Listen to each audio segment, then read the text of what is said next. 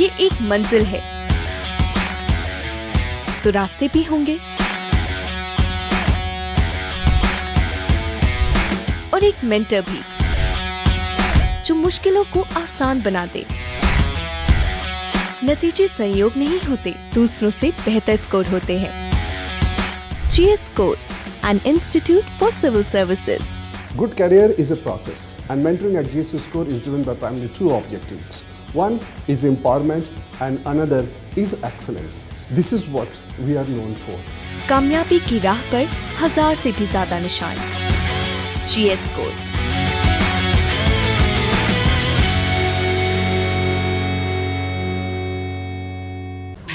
Hello, my name is Dhruv Advani. I've gotten AIR 5 in NEET UG 2023 with a score of 715 marks. I've also obtained Karnataka rank 1. So my journey started of NEET preparation started in 11th standard, where I joined Akash coaching in 10th, but I joined this NEET coaching program in 11th grade. Talking about the paper this year, basically the paper was mostly quite straightforward. But there were a few assertion reason type questions which were characteristic of the previous AIMS pattern tests. But overall the paper was, I would say, easy to medium. And there were of course hard questions, but overall it was, I'd say, in the medium range. And so the manner in which I attempted the paper, and I believe everyone should attempt the paper, is I started with biology, then moved on to chemistry and then physics. So in biology I would spend around 15 to 20 minutes just solving the paper, no bubbling, just solving the paper, ticking the right options or writing it on the back. And next I would do chemistry, same thing, around I'd say half an hour for chemistry. Then when I had physics left, I would take around 45 minutes to 1 hour for physics at the end. In the start I used to take 1 hour or 1 hour 15 minutes completely for physics. But by the end of my preparation, I was taking around 45 minutes and most times actually around 35 minutes. To complete the physics section. Once I was done with all 3 sections, I would check the paper once again. Every single question I would go through, ensure that I've read it correctly, that I've applied the correct formula, I've gotten the correct answer, and I've written or ticked the correct answer, the correct option. And then I would bubble the OMR. My preferred strategy while preparing was bubbling the OMR section wise. I'd check one section and then bubble it. But during the NEET exam, what happened was the way my center was structured, I was unable to flip back and forth. So in my coaching institute, we were told to envision the worst case scenario. And that was that you have to keep flipping back and forth. You can't take anything on the question paper. You have to flip back to the rough sheet, write the answer and then flip back. So we were trained to do that in one page. We would write all of our 1 to 200 questions. Every single option would be written and we would do all of our rough work on that one sheet. But because of the conditions in my center, I was unable to follow that strategy. So what I did was I ticked the options and then as I checked them, I bubbled them simultaneously, page-wise. So this just goes to show that no matter how much you prepare, all the exam center will be different from what you've expected. At least a little bit, it could be a lot like it was in my case. So I would suggest when you're preparing for how to attempt the exam, prepare every possible strategy. Prepare with half a table and you've kept 5 different documents on that table. Prepare with, you can't tick on the question paper, so you have to move back and forth. Tick with, you only have the space given in the sides of the questions for rough work and no rough sheet at all. Anything can happen. So basically, when you're preparing for the actual exam, like your strategy you're developing, prepare with every scenario in mind, including the best case and the worst case scenarios. Now I'll come to my subject-wise strategy. So firstly, biology. In biology and basically all subjects, NCERT is your Bible, but especially in bio. We were told to read the bio textbook as many times as possible. So in 11th grade, I focused mostly on the coaching packages because I was not aware as much about the importance of NCERT. But once 12th grade started and we finished the portions and started revision again, all we did was do NCERT. Because even this year, 99% of the questions were from NCERT. Only a handful, like the one or two questions were outside of NCERT. And yeah, that's it. So NCERT is your main preparatory book in biology, in chemistry, in physics, but especially in biology. Read every single line as well as possible. Basically by heart it, जितना हो सकता है उतना रट्टा करना है NCERT को, और साथ ही साथ you to understand the concept also. जैसे कि बायो में concept based learning specially human physiology chapters में बहुत सारी है, तो तब you need to understand the concepts properly, how the system functions, what is regulating what, which organ is functioning in which situation. That is very important, and simultaneously you need to learn the intricate lines of NCERT, because there's a lot of stuff that you wouldn't think of intuitively. There are some lines that are given that you would interpret differently if you did not know that they're already there in the NCERT. So for bio, my strategy was mainly just read the NCERT perfectly near the end. At the start, it was understand the concept as much as possible. It go as in depth as you are interested, and in the end, just focus on the NCERT level. Read the NCERT perfectly, and that's about it for biology. Now coming to chemistry, chemistry has three major parts. There's physical chemistry, there's inorganic and organic chemistry. So personally, for me, physical chemistry was the easiest out of the three, because it was very similar to physics, but like a tamped down version. All we had to do, it was formula based, and you could understand the concepts very easily, relatively. So physical chemistry wasn't much of a challenge for me. I just did whatever was given in class. I didn't actually read the NCERT until very late. But what I did was I solved questions regularly in those specific in the first 6 chapters of 11th and the first 6 chapters of 12th, which are not first 4 chapters of 12th, which are purely physical chemistry. So if you solve questions, pay attention in classes, and of course read the NCERT, then your concepts will be clear and physical is easily done. Next is organic chemistry. Now organic chemistry, normally if you are attempting an exam like JEE mains or JEE advanced, there is no limit to the amount of organic chemistry you have to learn, because there is no limit to what they can ask. But in NEET, and organic chemistry or anything is limited to the NCERT.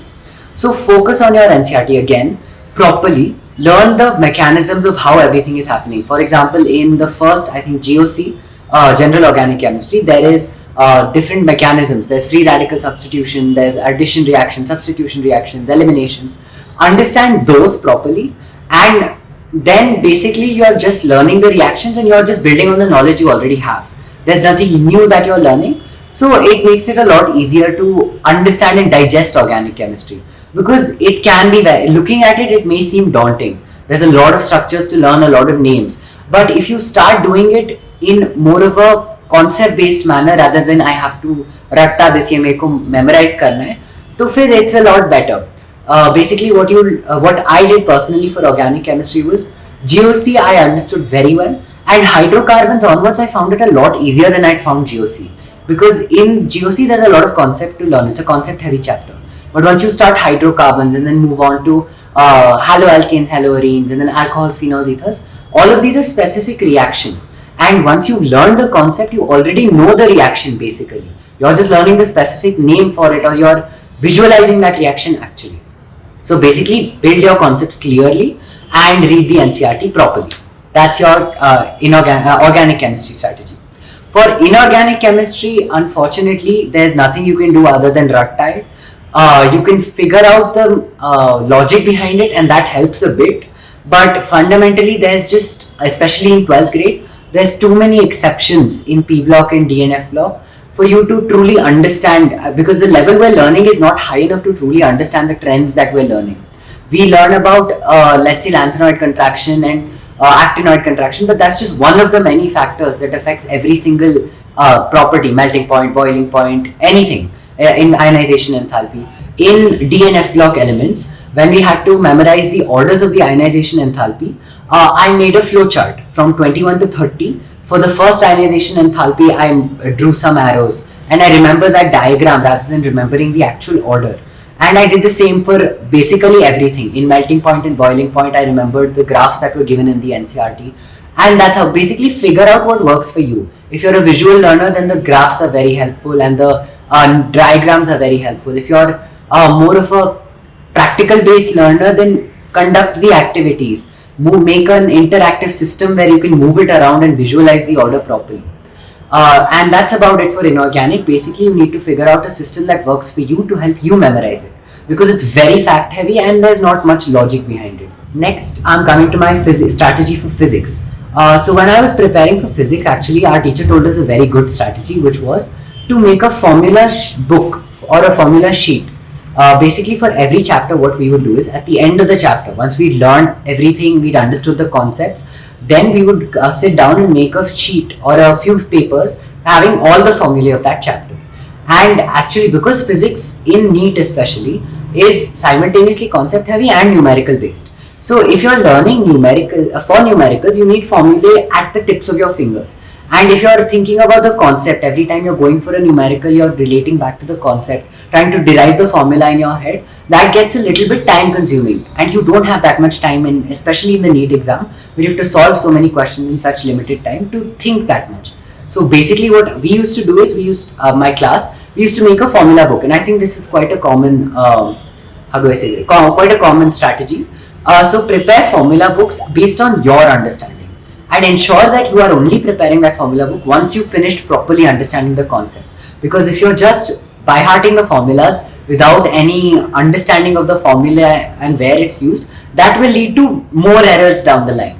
So understand the concept. If you have any doubts, ask your teachers, ask your peers, go online, watch some YouTube videos. There are infinite number of sources that we have to help us. So just utilize those, understand every single concept, and then make your formula book. And that formula book, I think, was very important for me. And the other part was practice questions. Because physics, you should definitely read the NCERT. But more than anything, when you're studying physics, you need to solve questions.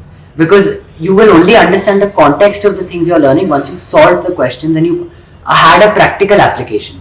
There's no point of looking at a physics textbook in the NCERT and thinking, okay, so if a projectile is thrown, it will go in this path in this manner.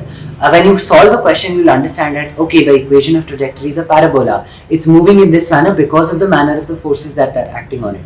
And this is true for any concept.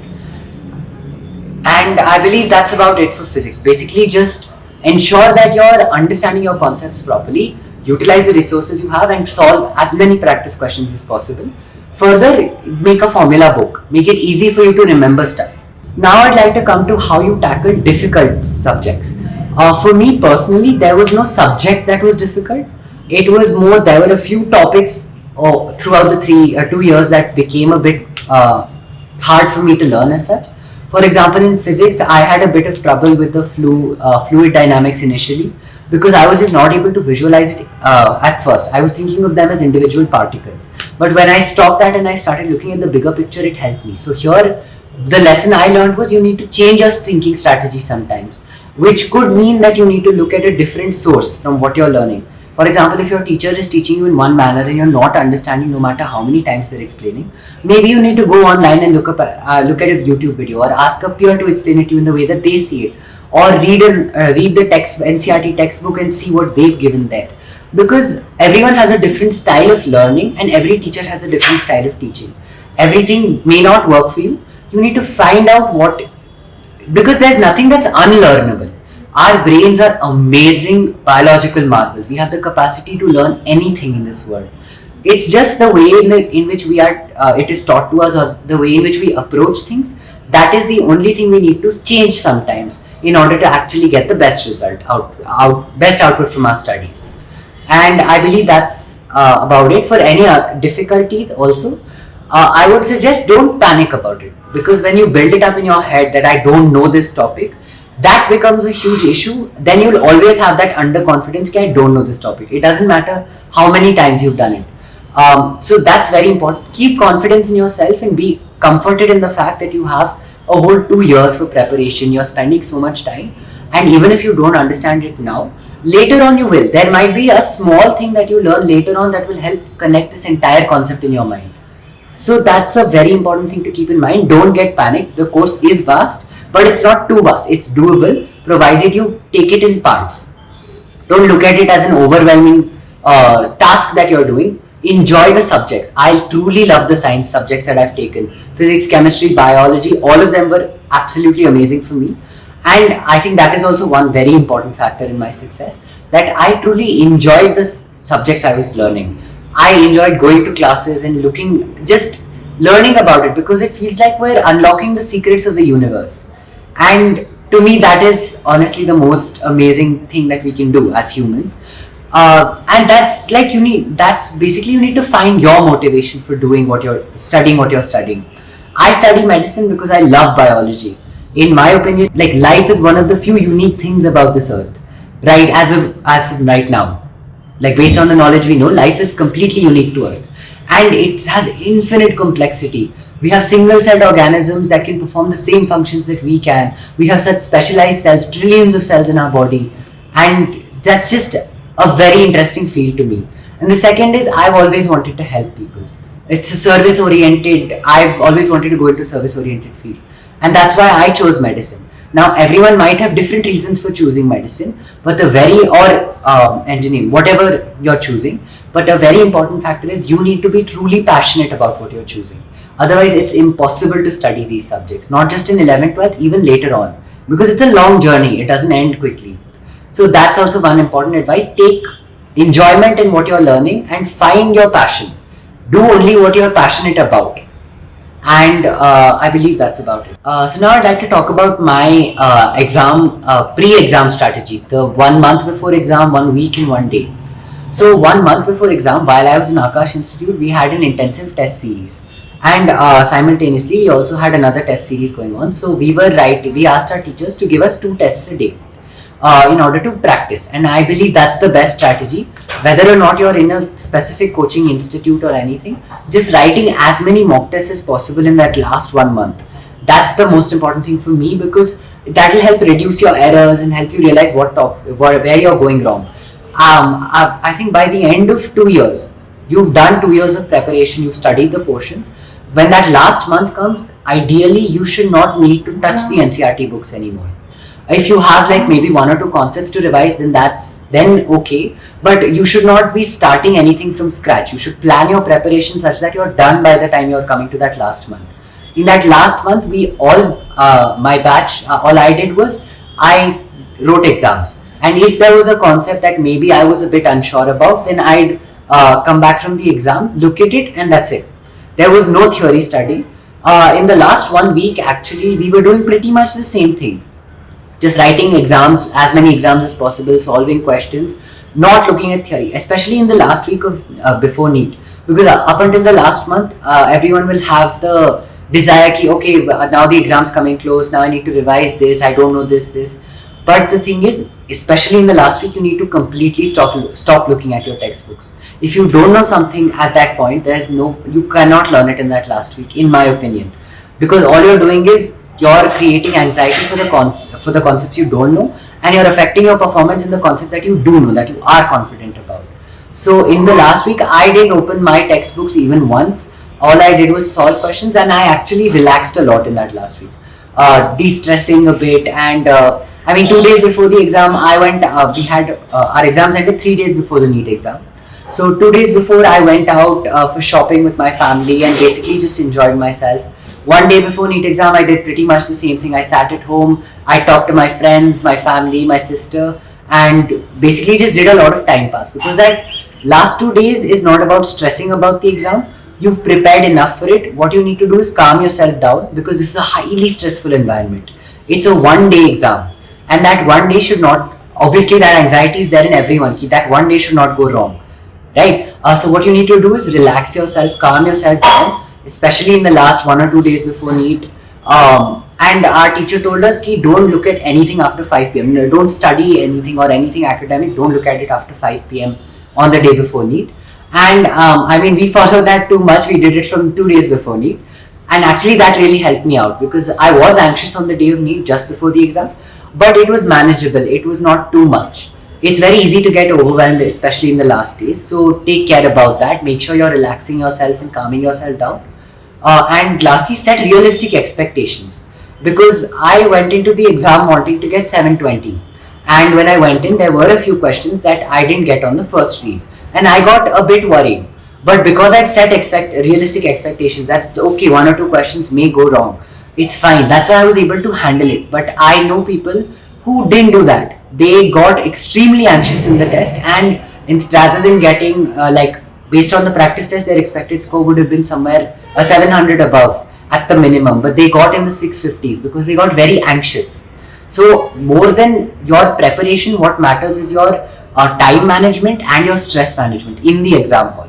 Alright, now coming to my exam hall strategy. Once you actually get to the exam hall, you need to be prepared for the possibility that anything can go wrong and stuff will go wrong. Just entering into the center is a bit of a rough process. When you're getting scanned, you need to have your passport photos, your 2 passport size photos, your Aadhaar card, everything. So just be prepared with the documents, have a list ready, and be very careful about the dress code because there's no collar t-shirts allowed and there's nothing metal allowed. So just be very careful about the requirements before you get to NEET. Ensure that you've done everything carefully. Once you've sat down inside the exam hall, actual exam hall, basically I would suggest don't think about academics. Just wait, I would say distract yourself until the exam comes, because there's I think around a half an hour waiting period between when you actually get to the exam hall and when the exam starts, and in that time it's very easy to get a bit worried there again. So just manage your stress, and once the exam starts, be ready to change your strategy at any point, because my strategy was always I would write my answers, the questions and answers on the last page, the one rough sheet we were given, and solve everything there and flip back and forth. But I couldn't do that in the exam center, so what I ended up having to do was ticking, and obviously that cost me a bit of my time because I was not used to that. I was much more efficient at my strategy. So be ready to change anything. Don't get ruffled if they, or don't get nervous if they make you, if there's some limitation at the exam center that causes you to change everything you were doing. Just take it in stride, move along, and do your best. Finally, all you can do in that exam hall is do your best. Your best need not be the best. Just try as hard as you can. You worked hard for this, and that's about it. Now I'll come to my personal preparation in the 2 years, how much I used to study and everything. So we used to have classes from 9 to 5, and I was in an Akash integrated program, which was actually very wonderful for me. So in those 9 to 5 classes, I would pay proper attention. I'd work hard. Whatever was required of us, I'd do it properly. And once the classes were over, I'd come home and I'd relax, because I personally am a classroom learner. If a teacher has taught me something, then I rarely tend to, and I've understood it, I rarely tend to need to do anything extra. So what I would do is I would do the classes properly, and we had problem solving sessions structured into our program itself. So I'd solve questions also in school, I'd finish the theory part also in school. I'd come home by around 5:30, relax for around 1 hour. Then I live in an apartment, so I'd go down, I'd play basketball, I'd talk to my friends, I'd roam around for a few hours. Then I'd come back and basically eat dinner and sleep. And this was on normal days. If there was an exam coming up in Akash or in school, if there was an exam coming up within the next few days, if there was anything I needed to revise, then I'd come home and I'd revise that for a few hours. But I tried not to spend too much time at home, because I was already doing enough personal in school. I didn't need to do that much at home, because my school preparation was perfect for me. But the important thing is that might not work for everyone. So you need to figure out what works for you. What worked for me was doing everything in school as well as I can, coming home, relaxing, and allowing myself to basically enjoy, so that I can, my brain can be fresh for the next day. And that worked very well for me. But again, find your own strategy. Don't blindly apply what anyone else is doing, because that will ultimately lead to that's destructive rather than being productive. So that's my main preparation strategy. I didn't have a set amount of hours I studied in one day. It was very mood based and need based. If I needed to study a topic, or if there was an exam coming, then I would study. But if I felt like I needed to go down and play, or just basically do time pass, and I'd do that. It was purely mood and need based. I didn't have a strict rigid study schedule, because that's never worked for me. I don't like making strict schedules that you have to follow. To me, that's just unnecessary work. So while I was in Akash coaching, and that was definitely very great for me, not everyone would wish to go into coaching or will be able to go into coaching. And for those who can't, I'd say it's not a great loss. You can do it without the coaching as well. You just need to find your resources well. So I have a lot of friends who've done it self-study and done it without any coaching, purely with school. And what I've heard is they would find practice tests online and give as many as they could. They'd solve questions in some reference books. I personally did not use any reference books outside of NCERT and the Akash packages, but I don't have much idea about these books. However, self-study, again, you just need to remain dedicated for the 2 years. Other than that, there's a very slight difference that a coaching makes, because they provide you with directed learning, but self-study can do it. Definitely, it can be done. There's no limitation at all. Now I'll come to a topic I think all of us are very interested in. Social media. I mean, over the 2 years, I've had a lot of friends who left social media, or who just stopped having a life, basically left social media, stopped talking to friends, stopped enjoying themselves. And I didn't do that at all. I was active on Instagram throughout the 2 years. I had Snapchat at one point. I just got bored of it. I used to I used to meet with friends regularly. I'd go down, I'd play basketball, I'd play volleyball sometimes. Basically, I enjoyed. It was not like I had to put the rest of my life on hold just to prepare for NEET. It was simultaneous. You can do everything. You just have to structure it well into your schedule. You have to figure out what works for you. So for me, what I did was, again, same thing. I'd come home, play, but I was active on Instagram throughout the 2 years, because it never became a distraction for me, as well as on other forms of social media like Discord, Reddit sometimes, Tumblr, etc. And that was because they never became a distraction for me. I was always able to control myself, stop myself when I needed to. It was never like, oh, this is becoming too much of a distraction, you're spending too much time here. And I think the primary reason behind that is not that social media is not inherently addictive. It definitely is. It's very easy to get distracted. But the thing was, I had a passion for what I was learning, and that was equally, if not more addictive than scrolling through Instagram, liking reels or posts or whatever.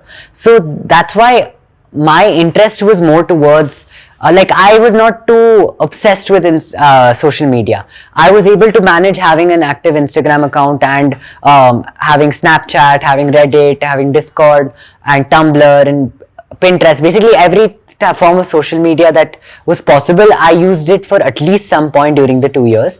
And it never was a problem for me, because I managed my time effectively. Like, it never became a distraction for me, because I never let it become a distraction. It was always controlled. I also watched a lot of shows and read a lot of novels during the 2 years, because I needed that. For me, stress relief is very important, because our brains are organs fundamentally. They get tired, and if you're studying, let's say 6 hours a day or 12 hours a day, your brain beyond some point, you're not processing what you're studying, you're just sitting in front of the book. At least for me, that's the situation. So I would use a lot of outlets for stress relief, so that my brain would always be primed and ready to go.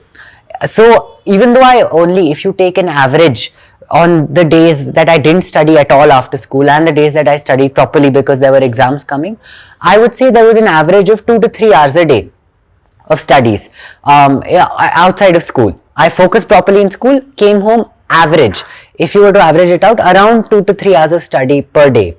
And that was working for me, because that was enough. My brain was completely active during those 2-3 hours. I did it perfectly with proper dedication, and once that was done, I was completely done studying. I would enjoy myself after that. I watched I think around 20-30 shows, watched a few movies, read around almost 160 novels in 11th and 56 novels in 12th, and I did a lot of extracurricular activities as well. So just NEET preparation does not mean you can't do anything else. It means that you're preparing for an exam that's very important, definitely, but it also means that it's also simultaneously that you're in 11th grade or 12th grade. These are like supposed to be the best school years of your life. So you need to enjoy while simultaneously studying. And finally and fundamentally, you need to figure out what works for you. If social media is too much of a distraction, then definitely you shouldn't use it too much. There's no point in that. But if you can handle it, if you believe you can, and it works for you, then definitely you should enjoy everything you can do. Because this time will never come again. This is a completely different experience. So now, one last thing I would like to say is that like when we're preparing, we're simultaneously preparing for NEET, for boards, and if we're interested in Olympiads. So like, for example, I've recently been selected as one of the 4 individuals who will represent India in the 34th International Biology Olympiad, which is going to be held in Abu Dhabi. And when you're giving these simultaneously, many wonder, how do you prepare for these? For me, it was just, I didn't do anything special for any of these. I prepared in the same way for that for CBSE boards as I did for NEET, which was, I made my concepts crystal clear. I understood everything that there was to understand as well as I could. And then it became easy, because if there's let's say you're writing CBSE boards, that has pretty much the same portion as NEET. The style of exam is different, so you write a few mock papers, you get used to the pattern, and that's about it. You don't need to study anything extra. Similarly, when you're going for Olympiads are a bit more concept heavy and course heavy, because it's not limited to what we learn in 11th and 12th. For biology Olympiad, it's based on the Campbell biology book, which is it's a huge book. It has a lot of concepts in it. But the thing is, most of those questions in Olympiads are analysis based rather than concept based. So I didn't need to read that much in Campbell biology either. What I did was, my concepts were clear, and because the question is analysis based, there's nothing to ratta in, there's very little to ratta in Olympiads. I would utilize the knowledge I already had and make predictions, because fundamentally what you do in science is pattern recognition, and that's what human brains are primed to be good at.